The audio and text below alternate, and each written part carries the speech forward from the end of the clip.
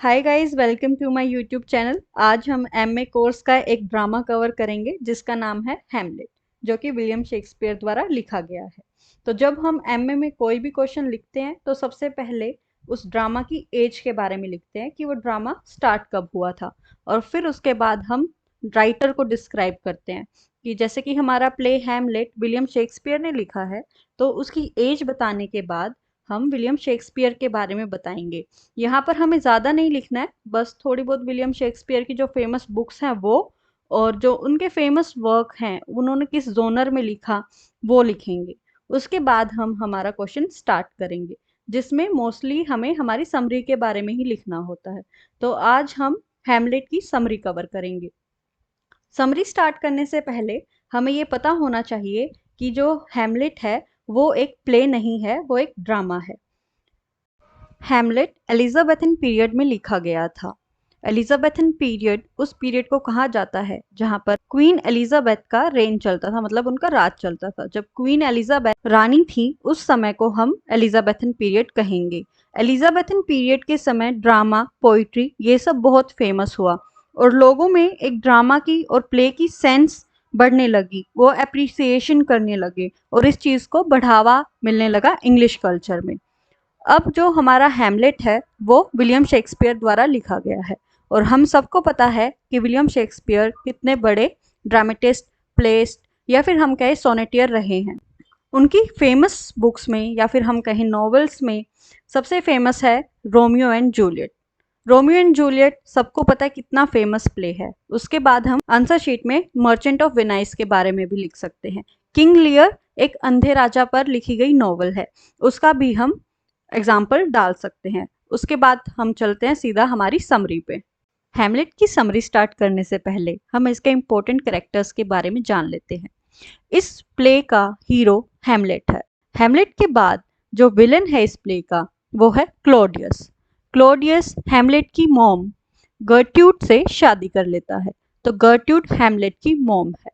अब हम हीरोइन की बात करते हैं। तो हैमलेट को ओफिलिया से प्यार होता है, और ओफिलिया के फादर का नाम है पोलोनियस। साथ में यहाँ पर ओफिलिया के भाई का भी जिक्र होता है जिसका नाम है लर्टियस। एंड एक हैमलेट का फ्रेंड भी दिखाया गया है जिसका नाम है होरेटियो। हैमलेट की सेटिंग डेनमार्क में हुई है। तो ड्रामा के स्टार्टिंग में हमें दिखाया जाता है कि एलिनसोर कैसल है, वहाँ पर वॉचमैन को एक घोस्ट दिखाई देता है। जब वॉचमैन को वो घोस्ट दिखाई देता है तो वो सोचता है कि डायरेक्ट हैमलेट को बताने से पहले मैं हैमलेट के फ्रेंड को एक बार कंफर्म कर लेता हूँ कि क्या ये घोस्ट रियल में है या फिर मेरा एक भ्रम है। तो वो होरेटियो को बुलाता है, और होरेटियो को भी वो घोस्ट दिखता है। वो घोस्ट बोलता है कि मुझे हैमलेट से मिलना है। जब होरेटियो हैमलेट को बुलाता है तो वो घोस्ट वापस से दिखाई देता है, और वो घोस्ट हैमलेट को बताता है कि वो उसके डेड फादर किंग हैमलेट की आत्मा है, और उसके फादर का खून हुआ था, और अब वो आत्मा चाहती है कि हैमलेट उसकी मौत का बदला ले। तो होरेटियो एकदम से परेशान हो जाता है। उसे समझ नहीं आता है कि किसी ने मेरे फादर का खून किया है, ऐसा कैसे हो सकता है। अब घोस्ट ने ये बिल्कुल भी नहीं बताया कि उसके फादर की डेथ किसने की है। इस बात का पता लगाने के लिए हैमलेट एक नाटक करता है, और वो नाटक होता है कि वो सबको ये दिखाता है कि वो पागल हो चुका है। अब राज्य में सभी लोग परेशान थे क्योंकि राज्य का राजकुमार पागल हो चुका है, खास करके क्लोडियस और गर्ट्यूड। तो इस बात का पता लगाने के लिए वो हैमलेट के फ्रेंड रोजेनक्रेट्स और गिल्डेस्टर्न को बोलते हैं कि तुम हैमलेट के पीछे ध्यान रखोगे, वो क्या करता है, क्या खाता है, और वो ऐसा क्यों हो गया है। इसी बीच पोलोनियस, जो कि ओफिलिया का फादर है, वो बताता है कि शायद ओफिलिया के प्यार में हैमलेट ऐसी हरकतें कर रहा है। पर जब हैमलेट नाटक कर रहा होता है तो वो ओफिलिया से प्यार करने से भी मना कर देता है। वो उसे बोलता है कि मुझे शादी नहीं करनी है। उसके बाद में एक्टर्स आते हैं एलिनसोर में। जब एक्टर्स आते हैं तो हैमलेट सोचता है कि मैं एक ऐसा नाटक करता हूँ जिससे सेम स्टोरी हम दिखाएं कि कैसे एक राजा का उसके भाई ने खून कर दिया। अगर क्लोडियस ने सच में उसके फादर को मारा होगा तो वो उसकी गिल्ट वहां पर देख सकता है। तो प्ले स्टार्ट होता है। अब यहाँ पर एक बहुत इंपॉर्टेंट चीज आती है जो कि एग्जाम्स में पूछी जाती है, जो कि play with in a play. तो ये जो हैमलेट है ये एक प्ले है जो शेक्सपियर ने लिखी है। अब इसके अंदर हैमलेट अपने फादर की कातिल का पता लगाने के लिए एक प्ले कर रहा है, इसी को हम कहेंगे play with in a play. तो सारी स्टोरी वापस से रिपीट करी जाती है और हैमलेट बिल्कुल अच्छे से अपने चाचा की तरफ देख रहा होता है कि क्या उसे कुछ गिल्ट फील हो रहा है या नहीं। तो वो समझ जाता है, क्योंकि क्लोडियस जब वो सीन आता है जब वो उसके फादर को मार रहा होता है, मतलब कि किंग को मार रहा होता है, तो क्लोडियस वहां से उठकर चला जाता है। और इसी बीच हैमलेट समझ जाता है कि उसके चाचा ने ही, मतलब क्लोडियस ने ही उसके फादर की हत्या की थी। इसके बाद वो अपना बदला लेना चाहता है। तो उसे एक मौका मिलता भी है जहां पर क्लोडियस चर्च में प्रे कर रहा होता है।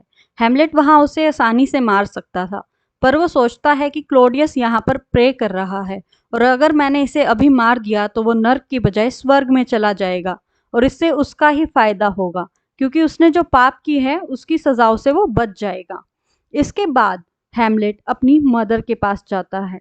वो उनसे बहुत ज़्यादा नाराज़ होता है क्योंकि उसके फादर के मरते ही गर्ट्यूड ने क्लोडियस से शादी कर ली थी। तो जब वो उसके रूम में जाता है तो उसे दिखता है कि पर्दे के पीछे कोई छुपा हुआ है। उसे लगता है कि वो क्लोडियस ही है। इस बार वो गुस्से में हमला कर देता है क्लोडियस को समझकर, पर वहां पर था पोलोनियस। पोलोनियस ओफिलिया का फादर, और स्वॉर्ड की वजह से पोलोनियस की हत्या हो जाती है, या फिर हम कहें पोलोनियस मर जाता है।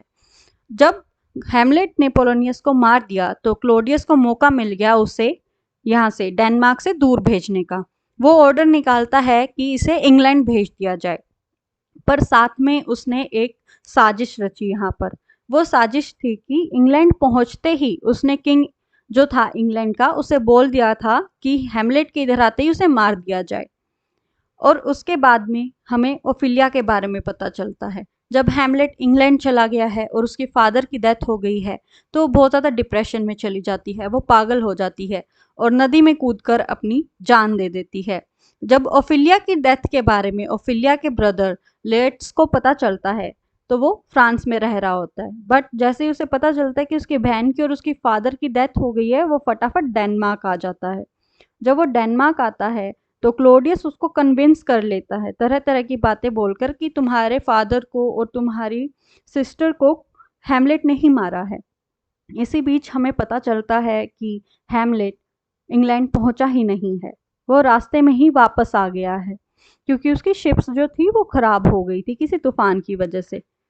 इसलिए हैमलेट वापस आ जाता है, लेकिन रोजनक्रेड्स और गिल्डेस्टर्न वो इंग्लैंड ही जा रहे होते हैं, वो वापस नहीं आते हैं।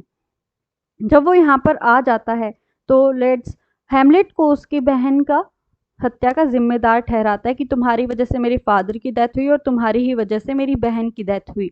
बट जब हैमलेट वापस आता है तो वो ग्रेव के पास जाता है जहाँ पर ओफिलिया का फ्यूनरल चल रहा होता है। वहाँ वो लेट्स से कहता है कि मैंने तुम्हारी बहन से हमेशा प्यार किया, पर लेट्स उसकी बात नहीं मानता है।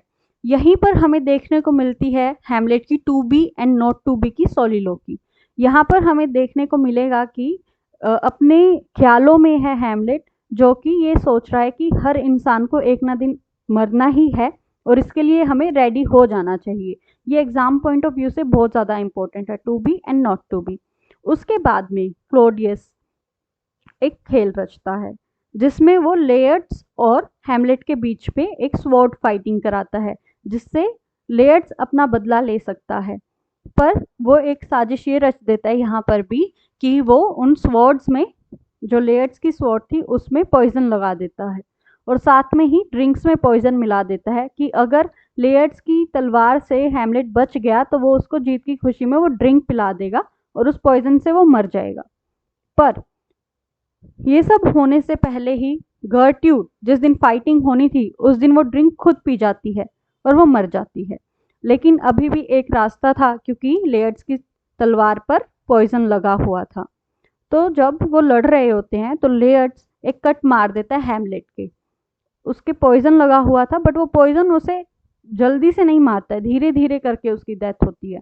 तो एकदम उसके कट लगा तो क्लोडियस ने सोचा कि अब हैमलेट मर जाएगा, बट लड़ते लड़ते बीच में उनकी तलवारें एक्सचेंज हो जाती हैं और हैमलेट अपनी तलवार से लेयर्ड्स के भी कट मार देता है, तो उससे लेयर्ड्स के भी पॉइजन लग जाता है। और जब हैमलेट को पता चलता है कि इस तलवार के पॉइजन लगा हुआ था, तो वो अपने स्टेज से कूदकर क्लोडियस को भी मार देता है। तो एट द एंड सभी लोग मर जाते हैं और कोई भी नहीं बचता है। यहाँ पर हीरो भी मर गया है और जो विलेन था वो भी मर गया है और सिर्फ होरेटियो और किंग फोर्टिनब्रास रह जाते हैं।